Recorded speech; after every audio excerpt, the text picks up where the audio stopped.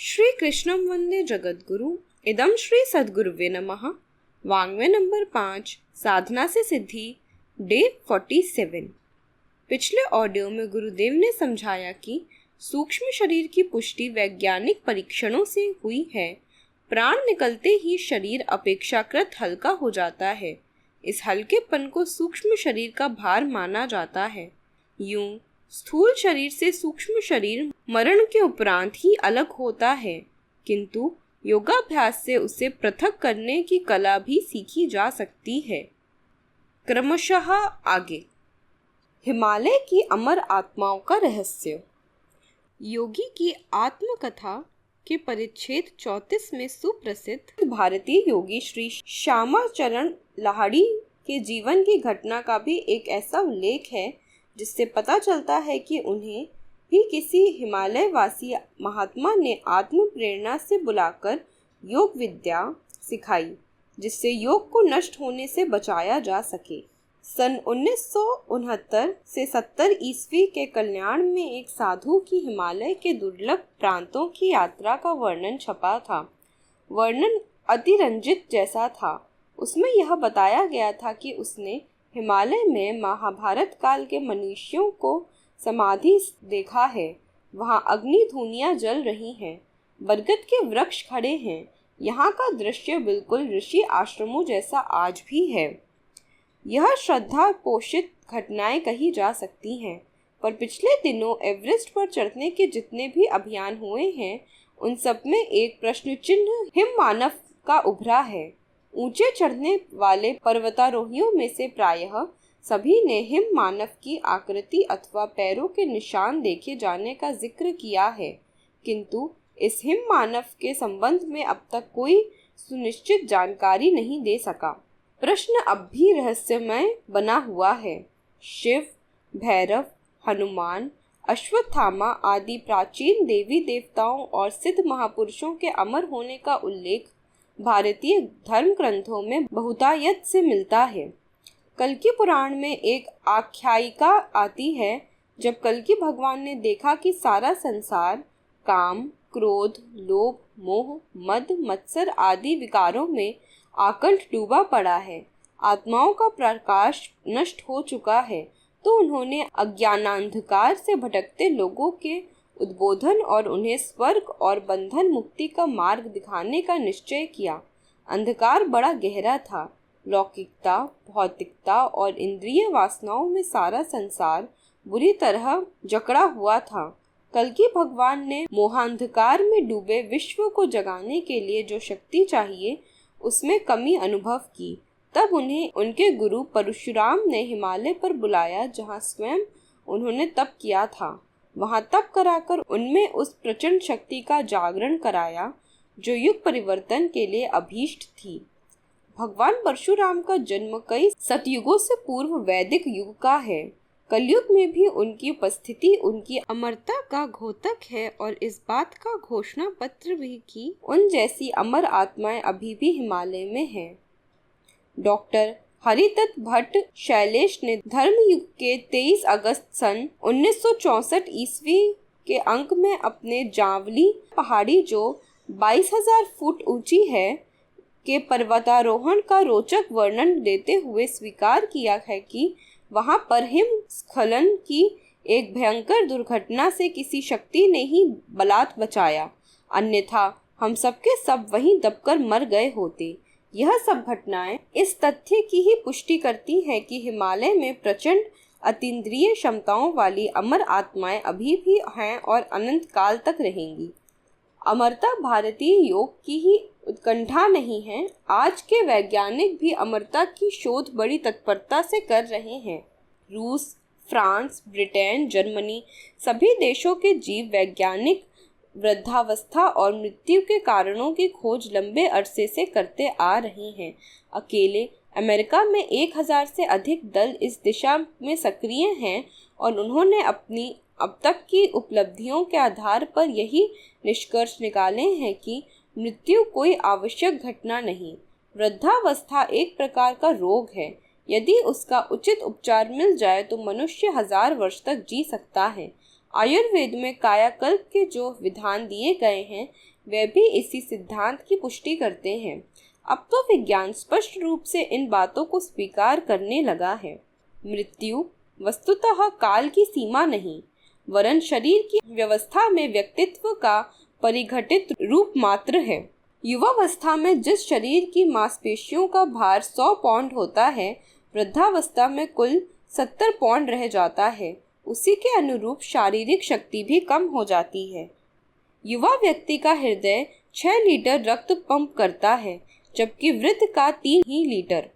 फेफड़े अपनी आधी क्षमता खो देते हैं। मस्तिष्क से शरीर और शरीर से मस्तिष्क को समाचार लाने ले जाने वाले तंत्रिका तंतुओं की शक्ति में 15% का ह्रास हो जाता है।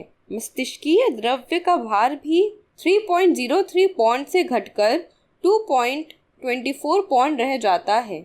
शारीरिक क्षमताओं में धीरे धीरे ह्रास ही वृद्धावस्था का कारण और जीवन गति का रुक जाना ही मृत्यु है।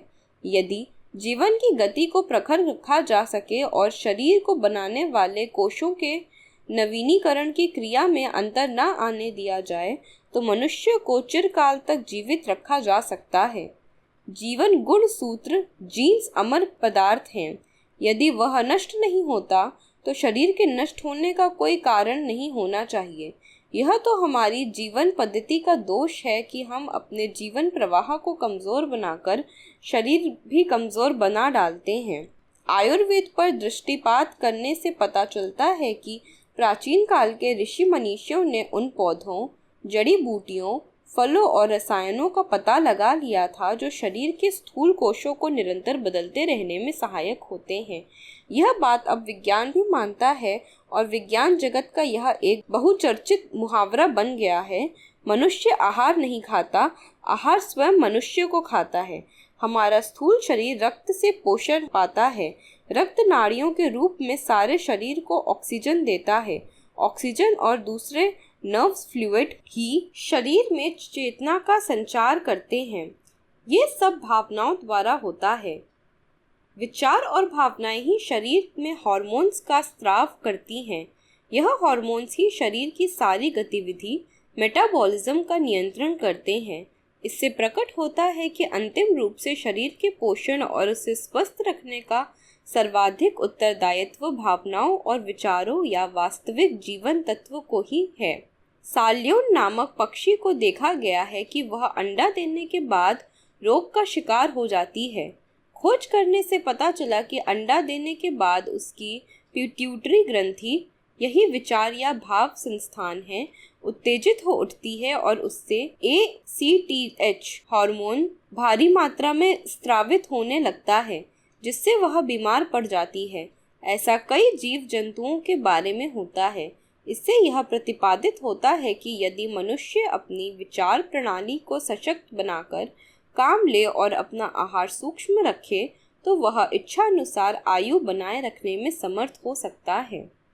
विचार नियंत्रण प्रणाली का अभी तक पाश्चात्य वैज्ञानिक ज्ञान नहीं कर सके। अपनी भावनाओं में क्या ऐसी भी शक्ति है कि वे आकाश में तैरते हुए जीवन प्रवाह जीन्स को बिल्कुल शुद्ध रूप में ग्रहण कर सके।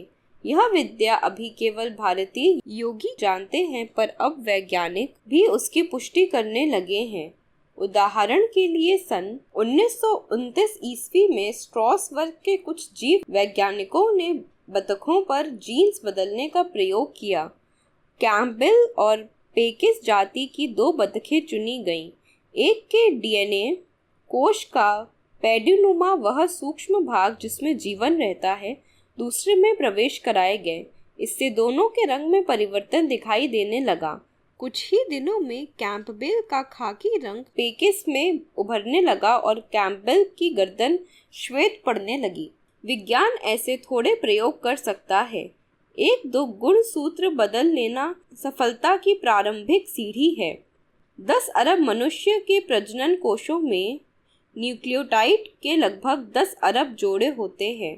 प्रत्येक जोड़े में 46 गुण सूत्र। अभी इनमें परिवर्तन करके मनुष्य के स्वभाव में ही परिवर्तन करना कठिन हो रहा है। अभी तो शरीर में कुछ ऐसे कोश हैं जो एक बार बनने के बाद कभी भी बदलते नहीं। उन्हें स्वस्थ रखे जाने का प्रश्न तो और भी टेढ़ा है। विज्ञान को वहां तक पहुंचने में लंबा समय लग सकता है, पर योग विज्ञान और भारतीय रसायन पद्धति में वह ज्ञान पहले से ही विद्यमान है। यदि उसे खोजा जा सके तो मनुष्य को इच्छानुसार जीवित रख सकना कोई कठिन बात नहीं, जैसा कि हिमालय के उपर्युक्त उदाहरणों में स्पष्ट है। यह सब कठिन साधनाओं के अतिरिक्त उपयुक्त वातावरण पर भी निर्भर है। अनेक वैज्ञानिकों ने उसके लिए ऐसे तापमान की आवश्यकता बताई है जो 0 से भी कम हो। स्पेस ओडिसी में श्री क्लार्क ने भी लिखा है कि 200-200, 400-400 वर्षों में पूरे होने वाली अंतरिक्ष यात्राओं में मनुष्य को सुषुप्त रखकर उन्हें लंबी आयु प्रदान करने में 0 तापमान से कम तापमान आवश्यक होगा। इन सब उदाहरणों से स्पष्ट है कि यदि हिमालय में ऐसी कोई अमर आत्माएं हों तो उसे आश्चर्य न मानकर सत्य माना जाए। यदि यह आत्माएं इस देश को जागृत करने और अध्यात्म ज्ञान को एक नई दिशा देने का प्रयत्न कर रही हों तो इसे भी आश्चर्य न मानकर तथ्य और सत्य ही माना जाना चाहिए। इसी तरह एक अन्य घटना सन 1942 ईस्वी की है, जब कुमायूं के राजा साहब ने पश्चिमी कमांड के तत्कालीन सेनापति श्री LP फेरिल को वन विहार के लिए आमंत्रित किया। श्री फेरिल को ही आमंत्रित करने का विशेष कारण यह भी था कि वह अंग्रेज होते हुए भी भारतीय धर्म दर्शन एवं संस्कृति से अत्यधिक प्रभावित थे। कई योगियों के चमत्कार देखने का जब उन्हें अवसर मिला था, तब से तो वह पूर्ण शाकाहारी बन गए थे। आत्मा परमात्मा की शोध और प्राप्ति की उनमें प्रबल जिज्ञासा जाग पड़ी थी। यही कारण था कि उन्हें जब भी कभी हिमालय की ओर जाने का अवसर मिलता था, वे उससे चूकते नहीं, वरन बड़ी प्रसन्नता के साथ इस आशा से जाते थे कि कहीं किसी और ऐसे योग्य साधु के दर्शन हो जाएं, जो आत्मा के रहस्य खोल सके और उसकी प्राप्ति की कुंजी प्रदान कर सके, तो अपना जीवन ही सार्थक हो जाए। कुमायूं की पहाड़ियों पर कई दिन घूमते, वन श्री का अवलोकन करते हुए एक दिन श्री फेरिल राजा साहब और रानी साहब के साथ नैनीताल के पास एक ऐसे स्थान पर पहुंचे जहां की फूलों की छटा देखते ही बनती थी। समय काफी हो चुका था। यह स्थान भी बहुत रमणीक था, सो उस दिन पड़ाव के लिए उसे ही चुन लिया गया। आज्ञा होते ही खेमे गाड़ दिए गए। थोड़ी देर पहले जो स्थान निविड़ एकांत था, अब उसी में सैकड़ों तंबू लग गए। सेवक सेविकाओं की चहल पहल और व्यस्तता दिखाई देने लगी। रात के 12 बजे तक गपशप भोजन पान चलता रहा और इसके बाद फिर सन्नाटा छाने लगा। सब लोग अपने अपने बिस्तरों पर चले गए और दिन भर के थके होने के कारण थोड़ी ही देर में सो गए। नींद का पहला चरण पूरा ही हुआ था कि श्री फेरिल ने अनुभव किया कि उनकी चारपाई पर कोई है। नींद टूट गई। उन्होंने स्पष्ट सुना कोई उनका नाम लेकर कह रहा था, मिस्टर फेरिल, जिस स्थान पर आपका यह तंबू लगा है, इसकी हमें पहले से ही आवश्यकता है। तुम इस स्थान को खाली कर दो। मेरी बात तुम्हारी समझ में ना आए तो सामने उत्तर पश्चिम में जो पहाड़ी दिखाई दे रही है, वहां जाओ, मैं तुम्हें सब समझा दूंगा। पर आप हैं कौन? यह कहते हुए फेरिल ने चारपाई से उठकर टॉर्च जलाया। सारा तंबू प्रकाश से भर गया, पर वहां कोई भी नहीं आया था। फेरिल महोदय बाहर आए, पर वहां भी कोई नहीं था। किसी के पैरों के निशान भी नहीं थे, जिससे पता चलता कि कोई वहां आया है। एक बार तो उन्हें कुछ भय सा लगा, किंतु दूसरी क्षण वे चुपचाप तंबू में चले गए और पुनः सोने के लिए लेट गए। लेटते समय उन्होंने घड़ी देखी। रात के 3:30 बजे थे। बहुत प्रयत्न करने पर भी उन्हें नींद नहीं आ रही थी। किसी तरह आंखें मूंदे लेटे थे।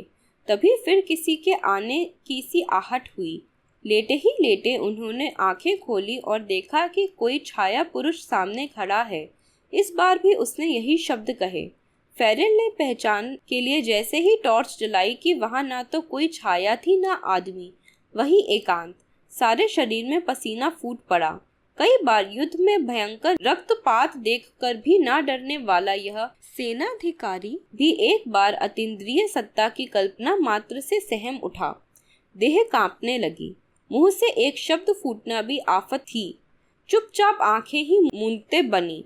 फिर सवेरे तक ना उसने आंखें खोली और ना कुछ देखा या सुना, पर एक विलक्षण आकर्षण उठ रहा था कि क्यों ना उस पहाड़ी पर चलकर देखें बात क्या है।